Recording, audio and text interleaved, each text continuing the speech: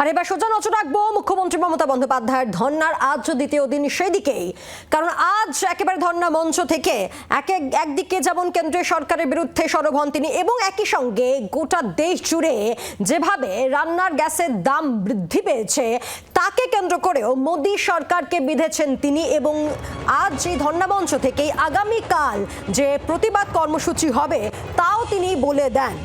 এরই পাশাপাশি যুবসাথীর টাকা আজ থেকেই অ্যাকাউন্টে ঢুকবে সেই বার্তাও দিয়েছেন মুখ্যমন্ত্রী মমতা বন্দ্যোপাধ্যায়, এবং তিনি বিচারপতিদের উদ্দেশ্যে বলেছেন যাতে সাধারণ মানুষ বিচার পায় সেদিকটাও দেখতে।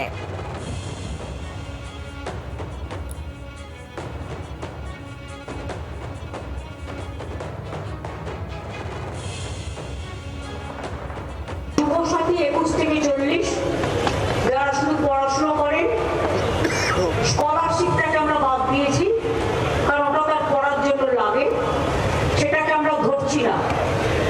বাদ বাকি অন্য কোনো স্কিম না পেয়ে থাকলে তারা সকলেই, আমরা বলেছিলাম 1 এপ্রিল থেকে টাকাটা তাদের অ্যাকাউন্টে যাবে, কিন্তু কালকে আন্তর্জাতিক মহিলা দিবস আছে, তার উপহার হিসেবে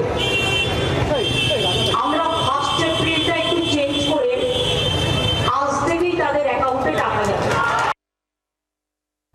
আমরা কথা বলবো, আমাদের সঙ্গে সরাসরি রয়েছেন আমাদের প্রতিনিধি শ্রেয়সী গঙ্গোপাধ্যায় রয়েছেন আমাদের সঙ্গে। শ্রেয়সী, আজ ধর্না মঞ্চ থেকে মমতা বন্দ্যোপাধ্যায়ের একের পর এক বক্তব্য, একদিকে মমতা বন্দ্যোপাধ্যায় মুখ্যমন্ত্রী, সুপ্রিম নেতৃত্ব, এই দুটি সত্তাই আজ তার বক্তব্যের মাধ্যমে উঠে আসলো।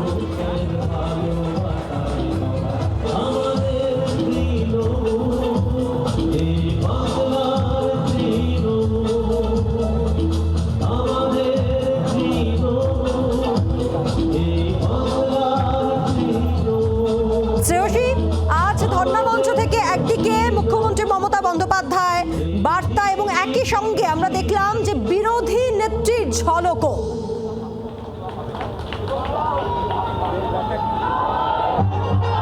একেবারে কার্যত বিরোধী নেত্রীর ভূমিকাতে কিন্তু গতকাল থেকে দেখা গেছে, যেখানে কেন্দ্র এবং অবশ্যই বিজেপি এবং নির্বাচন কমিশনের বিরুদ্ধে তার যে আন্দোলন, সেই আন্দোলনের যে ঝাঁজ বা যেভাবে তিনি সেই আন্দোলন করছেন, কার্যত বিরোধী নেত্রী থাকাকালীন ঠিক একই ভূমিকায় তাকে দেখা গেছিল। এবং এই জায়গাতেই সেক্ষেত্রে সিঙ্গুর আন্দোলনের সময় কিন্তু 26 দিনের সেই অনুসার সেই সময় কিন্তু তাকে দেখা গেছিল এই একই জায়গায়, এবং সেই ঝাঁজই কিন্তু কার্যত গতকাল থেকে দেখা যাচ্ছে। এবং আজকেও কিন্তু তিনি যখন সকালে আজকে ধর্না মঞ্চ যখন পর্দা সরানো হয় 10:30টার সময়, তখনও কিন্তু সেক্ষেত্রে মমতা বন্দ্যোপাধ্যায় তিনি যেটা স্পষ্ট ভাষায় একাধিক ইস্যু নিয়ে তিনি কেন্দ্রের বিরুদ্ধে তোপ দাগেন, ঠিক তেমনই কিন্তু কার্যত তিনি সাধারণ যারা এক্ষেত্রে যুবসাথীর কথাও তিনি বলেন, যেখানে তিনি বলেন যে যুবসাথীর যে প্রকল্প, সেই প্রকল্পের যে আর্থিক সাহায্য সেটা 1 এপ্রিল থেকে দেওয়ার কথা তিনি ঘোষণা করেছিলেন, কিন্তু আন্তর্জাতিক নারী দিবস উপলক্ষে সেক্ষেত্রে তিনি আজকে থেকেই কিন্তু প্রত্যেকের অ্যাকাউন্টে কিন্তু টাকা আস্তে আস্তে ঢোকা শুরু করবে। সেক্ষেত্রে প্রায় 1 কোটি আবেদন রয়েছে, এবং সেই 1 কোটি আবেদনের ক্ষেত্রেই কিন্তু তাদের প্রত্যেকের কাছে কিন্তু কার্যত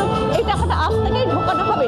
নিশ্চিতভাবে বলা যেতে পারে যে এক্ষেত্রে লাস্ট বাজেট হলো ফেব্রুয়ারিতে, সেই বাজেটে যে যে বিষয়গুলো নিয়ে যে একেবারে যে প্রকল্পগুলো নিয়ে তারা একেবারে এগিয়ে যেতে চাইছে, তার মধ্যে অবশ্যই অন্যতম ছিল যুবসাথী প্রকল্প।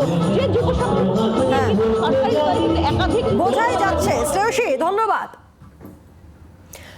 রাজ্য বিজেপির প্রধান মুখপাত্র দেবজিৎ সরকারের পাল্টা বক্তব্য কি শুনবো?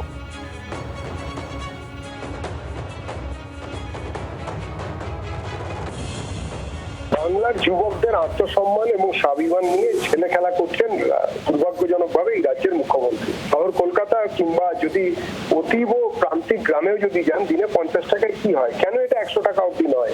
কর্মসংস্থানকে না করে, ব্যবস্থা না করে যেভাবে শিল্প তাড়িয়ে দিচ্ছেন, বিভিন্ন তোলাবাজি, বোমাবাজি ইত্যাদির জন্য লোকজন পালিয়ে যাচ্ছে, এরপরে তো কেউ চাকরি বাকরি পাবেন না। এই পরিস্থিতি থেকে বেরোতে গেলে মানুষ জানে বিজেপিকে আনতে হবে, ভাতা নেবেন, কিন্তু বিজেপিকে আনতে হবে। বিজেপি এলে যারা ভাতা পাওয়ার যোগ্য তারা আরো বেশি করে ভালো করে ভাতা পাবে। বাংলার আওয়াজ, বাঙালির আবেগ, জি 24 ঘন্টা।